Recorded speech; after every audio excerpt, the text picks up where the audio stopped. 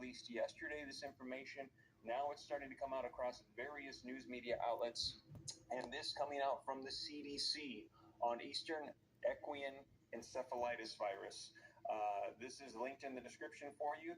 It says that about approximately 30% of the people with Eastern equine encephalitis, they will not survive.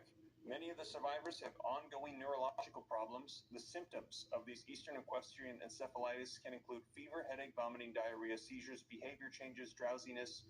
There are no vaccines to prevent this. There are no medicines to treat this. So they're saying this is essentially an incurable disease, mosquito-borne infectious disease that is growing in the United States. And the critical areas now are several cities in Massachusetts. So let me know your thoughts about this. Do you find this concerning, or do you think that no, this is not something that you're super worried about at this time? Let me know your thoughts. If you think, yes, this is very concerning, and also that they're beginning to impose these lockdowns, put a 3. If you think, no, not really worried about it, and you don't think there's going to be lockdowns or any issues with this, put a 4. I'd be curious to see what people's thoughts are on this. But yeah, now we're starting to hear that there are several towns in the area spreading the lockdowns that they are imposing, but they are voluntary lockdowns. They are not saying.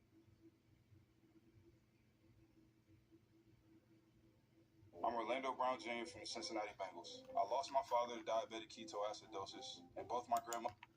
So let me know your thoughts. There is no vaccine for this. There is no cure. There is no medications. Is the answer going to be lockdowns? Do you think that this is going to become a more severe issue right now with everything going on? Let me know your thoughts. I see somebody saying Jesus loves you. Operation Warp Speed, says Aaron. Bobby 08 says, what are the locations? All right, so Bobby, and for those of you hopping on a little bit late, it is in Massachusetts. There are several towns now. Now, initially we had heard that there was one city. Now we're hearing it's across at least 4. I think they said maybe 7 now, and there are 9 that are in the warning areas, moderate warning, and there are several in critical. Massachusetts town approves voluntary lockdowns after dark as fears of incurable mosquito-borne infections now are growing. It says residents in Massachusetts towns are being urged not to leave their homes after dark due to the spread of the deadly mosquito-borne virus.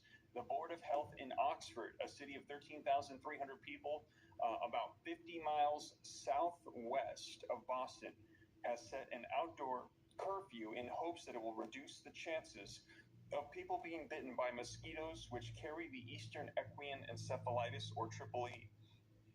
It comes after a resident was the first human to contract the rare and untreatable illness known as triple E domestically in nearly 4 years. So they're saying this is the first one that they've seen in several years. And the concern is about this spreading because triple E causes a fever and brain swelling, and it can lead to seizures, comas, and 1/3 of the people that are infected with triple E, they will lose their life. And those who recover, they often are left with lifelong physical and mental difficulties. And they said the last 3 cases they've had, all of them have suffered from neurological issues after contracting this particular disease. So it is a very serious disease that is spread by the mosquitoes. So yeah, let me know your thoughts in the comments down below. So that is currently what's going on for those that are asking. So they are imposing a voluntary, so it's not mandatory, a dusk curfew, which is 8 p.m. in Massachusetts. They're saying, please stay inside. Do not go out. Do not risk getting bitten by mosquitoes. They're saying it is not a rule, but the town officials are hoping that this will push people inside before peak mosquito hours, reducing the risk of exposure. So we will see, but like I read, the town pushing back, saying they're not having any of it. They said that they are trying to come together and have their voices heard, that they disagree and they feel like they should not impose this upon the people there.